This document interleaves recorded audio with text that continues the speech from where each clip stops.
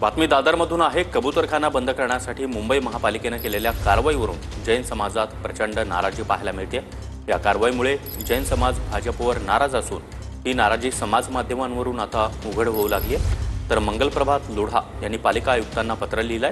मुंबई महापालिकेने कबूतरखाना बंद करण्यासाठी तीव्र मोहीम सुरू केली असून या प्रकरणी पक्षीप्रेमी, साधू संत आणि नागरिकांनी आपल्या भावना व्यक्त केले आहेत त्या लक्षात घेण्याची विनंती लोढा यांनी महापालिका आयुक्त भूषण गगराणी यांच्याकडे केली आहे।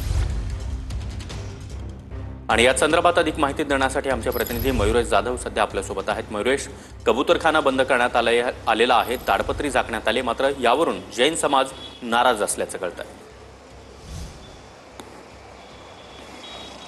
नक्कीच सागर, आपण जर बघितलं दादरच्या कबूतरखाना परिसरामध्ये आता जे कबूतरखाना होतं त्या ठिकाणी आता महापालिकेकडून ताडपत्री टाकण्यात आली, मात्र जे कबूतर आहेत ते ह्या ताडपत्रीवर बसले आहेत आणि रोडवर देखील येत आहेत। त्यामुळे जैन समाज असेल, पक्षीप्रेमी असेल, ते आता रस्त्यावर उतरलेत आणि जे कबूतर रस्त्यावर येत आहेत त्यांना हटवण्याचं काम ह्या ठिकाणी हे जैन समाज करत आहेत। मात्र जैन आणि पक्षीप्रेमींनी मोठी नाराजगी देखील व्यक्त केली आहे, कारण की मुख्या प्राण्यांसाठी तुम्ही जीव का घेतात असा सवाल त्यांनी देखील या ठिकाणी उपस्थित केला आहे। कारण की आपण जर बघितलं दादरच्या कबूतरखाना परिसरामध्ये कबुतरांची संख्या वाढल्याने या ठिकाणी आरोग्य धोक्यात आले अशी तक्रार वारंवार महापालिकेकडे केली जात होती आणि त्यानंतर उच्च न्यायालयाने या ठिकाणी या कबूतरखाना बंद करण्यास सांगितलं होतं। त्यानंतर या ठिकाणी मोठा गोंधळ देखील निर्माण झाला होता। मात्र आपण जर बघितलं कबूतरखाना परिसरामध्ये महापालिका असेल, पोलीस प्रशासन असेल, ते या ठिकाणी दाखल झाले आहेत। मात्र आता जे